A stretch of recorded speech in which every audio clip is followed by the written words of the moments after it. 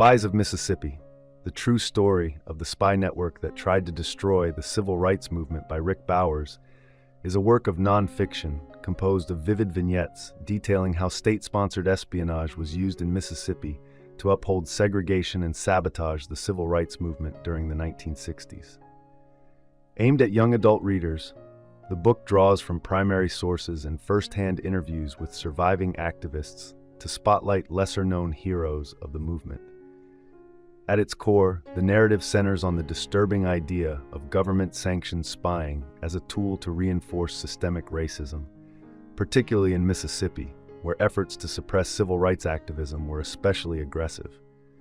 Bowers's objective is clear: to shed light on the immense obstacles civil rights activists faced, not just from local hostility, but from institutional forces deliberately working against them. What sets this book apart from other young adult nonfiction is its unflinching portrayal of the state's involvement in preserving segregation. Through the lens of the Mississippi State Sovereignty Commission, Bowers exposes how government power was wielded to undermine change and intimidate citizens. Formed in 1956 by then-Governor J.P. Coleman, the Sovereignty Commission was designed explicitly to protect the segregated status quo. Funded by the state, the commission recruited agents to surveil, infiltrate, and sabotage civil rights efforts.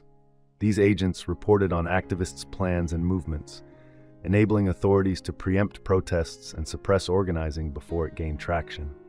Coleman's vision was to prevent the integration of public facilities, from schools and buses to restaurants and restrooms, using any means necessary. Among the book's most haunting revelations are those drawn from the Commission's own archives, a 134,000-page dossier kept hidden from the public until recently. These files provide damning evidence of a state-led conspiracy involving collusion with white supremacist groups such as the Ku Klux Klan and the White Citizens Council. The records expose the extent to which agents violated the rights and privacy of Black Mississippians and civil rights workers, making arrests, coercing testimony, and even endangering lives. Bowers links the Commission's actions to high-profile tragedies, including the murder of Medgar Evers, the NAACP's Mississippi Field Secretary, and the deaths of 3 Freedom Summer volunteers working to register Black voters. He also brings attention to lesser-known figures such as James Meredith, Clyde Kennard, and others who face severe consequences for their activism. The book outlines how fear permeated the state, as even educators, clergy, and other public figures were conscripted into the spying apparatus, deepening the reach of repression.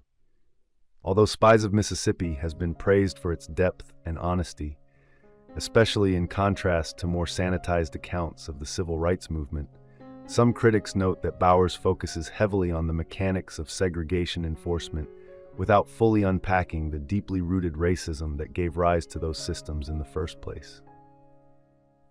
Rick Bowers, a veteran journalist, is the author of 2 acclaimed young adult nonfiction books published by National Geographic.